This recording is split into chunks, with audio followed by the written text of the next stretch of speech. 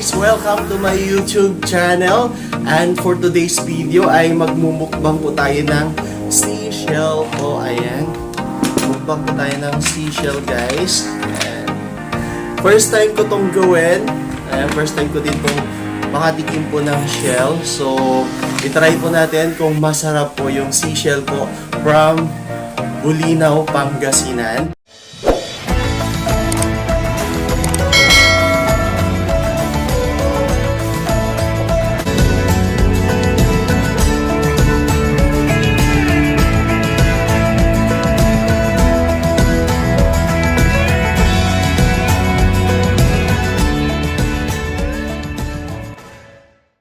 So ayan na guys, bago tayo magsisimula ay isa-shoutout po muna natin ang ating mga kaibigan na kasama po natin sa pag-ride sa Bulinaw. Ang Ako Si Papot, ayan yung kaibigan ko pong si Ako Si Papot. Please subscribe po sa kanyang channel, sa kanyang YouTube channel at sana isuportahan nyo din po siya. Ito po ipopost po natin. Ayan, si Ako Si Papot. At shoutout po sa mga Kayambanan Riders Club. Ayan, salamat po sa pag-imbita po lagi sa akin. Sa kasama nyo po sa pag-rides. Ayan, salamat po sa inyong lahat. At nag-i-enjoy po ako lagi sa inyo sa ating mga rides po kung saan. Ayan, ingat po tayo lagi. At kaya yan po guys, i-start na po natin ang pagmumukbang. Ito guys, first time ko pong gawin ang kumain po ng seashell. So, i-start po natin. So guys, sa Bulinaw, Pangasinan, napakaganda po doon. Napakaganda po yung place doon. Marami pong mapapasyalan. Tourist attraction po yun sa Pangasinan. Number 1. Hindi po siya number 1 pero isa po siya sa tourist attraction ng Pangasinan. Sobrang ganda po doon. At marami po kayong mapapasyalan. Ayan, isa-isahin ko po yan sa next vlog ko po. At titingnan po natin kung gaano kaganda yung beach po ng Bulinaw, Pangasinan sa Batar Beach. So guys, ito po. Bumili po ako ng seashell para imukbang po natin. I-try po natin kasi curious lang po ako kung ano yung lasa po nito. Ang sabi kasi masarap po daw. Nakita ko naman po masarap siya. So titikman po natin ngayon. Sige po, samahan nyo ako sa pagmumukbang guys kung masarap po. Ayan, mayroon po tayong chili oil po. Sausawan po natin. Saka suka. Ayan, suka saka konting kanin lang guys. Ayan, doon po tayo kumain. At titikman po natin ang ating seashell. Ayan na po. Gusto ko kayo maliliit na tignan. Ayan, shell po siya. May kunting kanin din po tayo. Suka, saka tutusukin lang po siya ng ginamit ko po ito stick po pang barbecue para hindi po tayo mahirapang kunin yung laman po ng shell dun sa loob. Ayan, tutusukin lang po natin guys. Ayan, nakuha na po natin yung laman. So sobrang sarap po ito guys. Sobrang sarap po niya. First time ko pong kumain nito.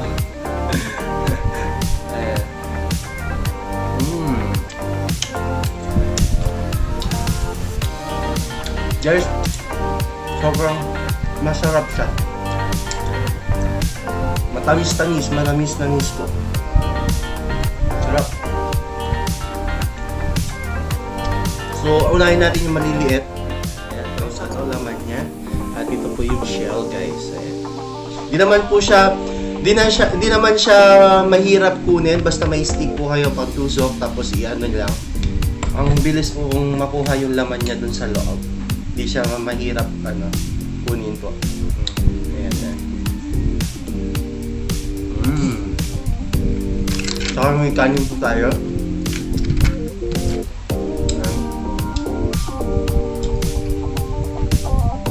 Manamis po yung laman na.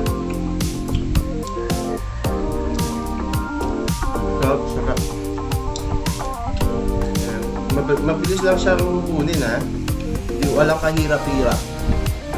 Hindi na pwedeng ganun-ganunin or sa kutsilyo, pit-pitin, hindi na po. Basta may pantusok po kayo. Stick ng barbecue pwede po. Or yung maliit lang to, stick, yung mga ganon, pwede po siya. Ayan. Sausaw po natin sa sausaw.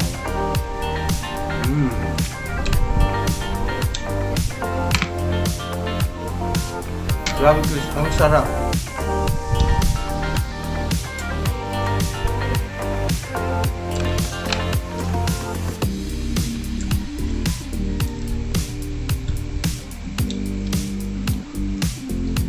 Ayan, ako nga na yung laman.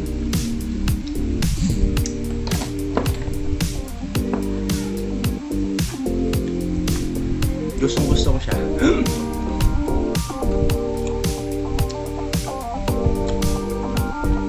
Alright.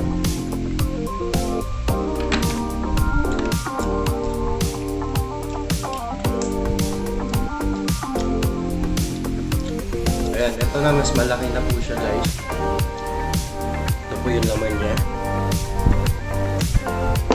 Dati guys, natatakot ako magulam nito or kumain.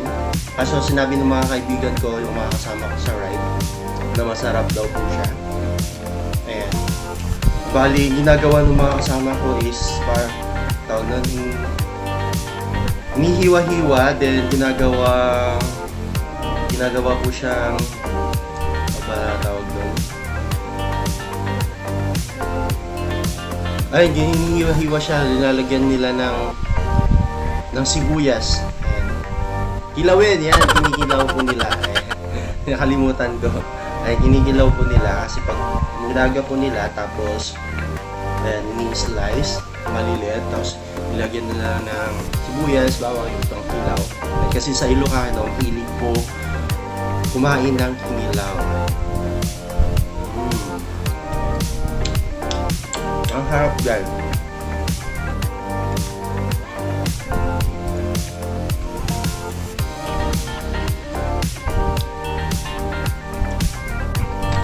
May ano po tayo? Dahil juice po tayo. Pineapple juice. Ilalagay na po natin. Ating pineapple juice.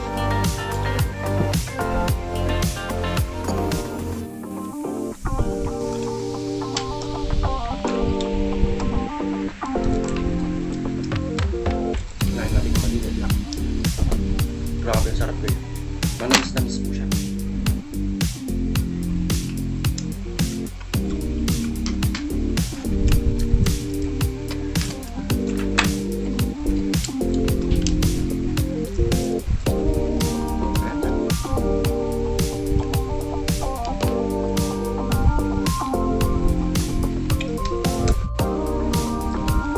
Mabilis lang kunin yung laman niya guys.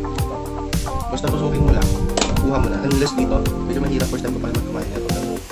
Wala yatang pag-asang kung makuha natin. Pero mamaya, kukuha din natin. Tama yung sinabi nila, pati yung nag-ibig na masarap siya. Hindi lang. Ano, kasi bumili ako, tinanong ko kung masarap, kung paano gawin, kung paano lutuin. Ayan. Pero just tinuruan naman ako ng video lang sa curious ako ng lasa. Kasi napakadami pong tenda po doon sa Bulinaw kasi sa Palengke po. Kaya sabi ko parang mura na kasi 80 per kilo lang.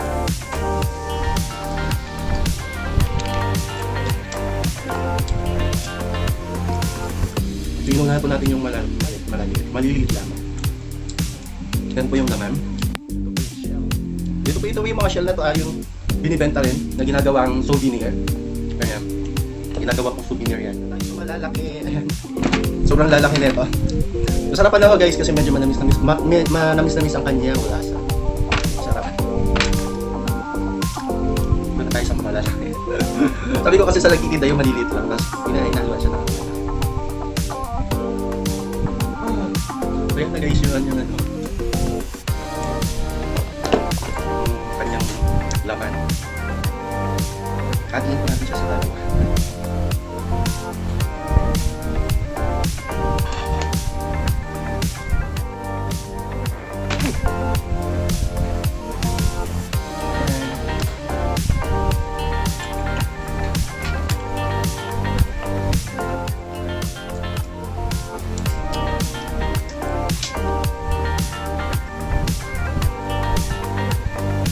Laki pa naman ang laman niya.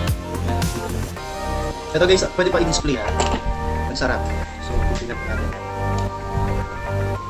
Magkakamay na po tayo kasi lalaki po yan.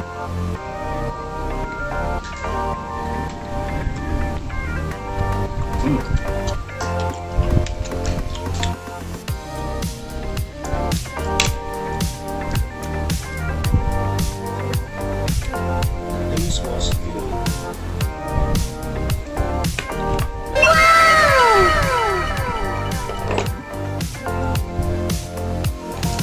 Sauce po natin ito.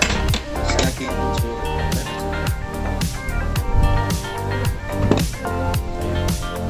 sobrang gusto. Meron pa siyang mahal balik.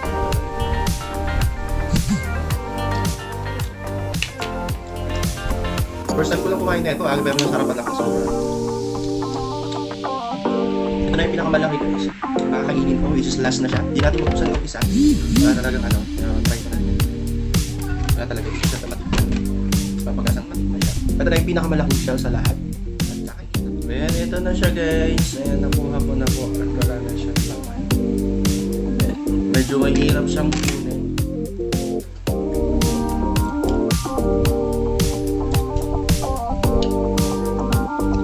Fairness, masarap siya ha. Yung masarap siya yung nasa yung ulo niya.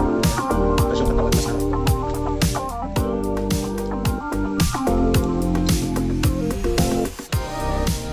Ayan na po. Natapos na po tayo mag-mukbang ng seashell po. Ang sarap. Ayan. Wala ko masabi po kahit first time po. Sarap. Nagustuhan ko po yung kanyang lasa. Kaya kung hindi nyo pa po na-try, i-try nyo po na masarap po siya. Masarap. Iba po yung lasa, kakaiba po. At ito na, dito na po natatapos ang ating mukbang for today. Ayan, sana po nag-enjoy po kayo. At huwag kalimutang mag-subscribe. I-click na rin ang notification bell para lagi po kayong updated sa aking mga videos na aking ginagawa. May mga foods po tayo, traveling sa around beach. Sa Pangasinan po muna ako nagsisimula. So, sana manood po kayo sa aking mga videos at magustuhan niyo po sa aking mga ginagawang videos. Maraming pong salamat at shoutout po sa Team Matatag, sa Team Upag, sa Premier. Thank you so much po. At sa Team Wagi, ayan, thank you so much. At pag may katanungan po kayo, ayan, comment down below lang guys para masasagot po natin yan about sa Bulinaw, Pangasinan.